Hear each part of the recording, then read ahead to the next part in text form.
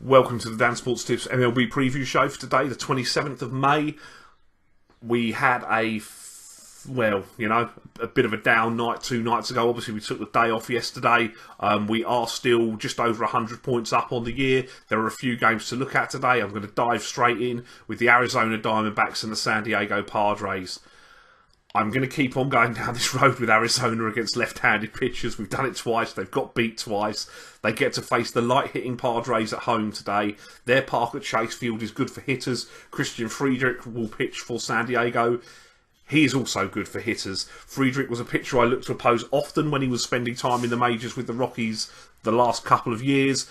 The Padres do struggle to score runs at the best of times, so despite the fact that the relief pitching has collapsed in the last few days for the Diamondbacks and not being fully convinced by Robbie Ray, who does take the hill for the Snakes today, I am going to take them on the run line and hope that they do hit the lefty Friedrich hard, because I've certainly gone on record before to say he shouldn't be in the big leagues.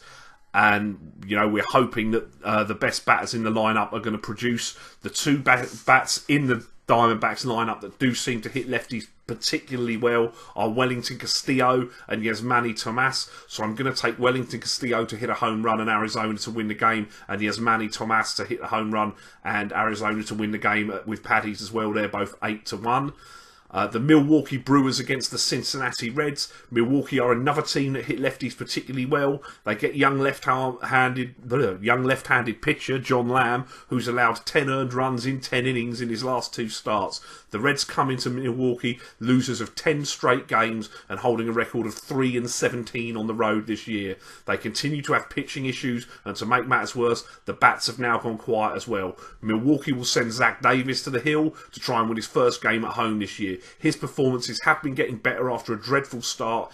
He's allowed 6 runs in no decisions his last 2 starts. If he can limit the Reds lineup to 2 runs, as he did at home to the Padres, who've got a similar amount of runs scored on the season so far, there's every reason to expect that Milwaukee are going to score enough in their hitter-friendly ballpark at Miller Field to win the game. So I think I'm fairly confident in Milwaukee on the run line. I might buy a couple of runs as well.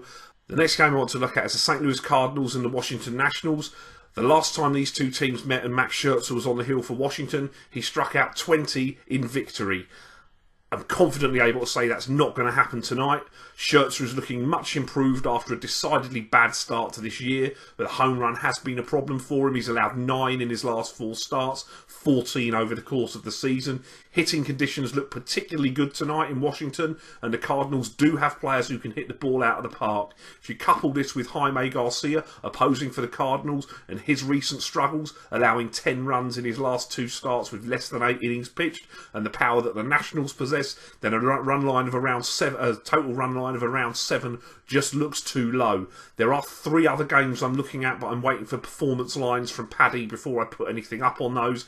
Paddy are once again dragging their heels, so keep an eye on the Twitter account throughout the evening, and if there are any more plays, I will be posting them on there. Best of luck if you're joining me on these plays today. Play ball.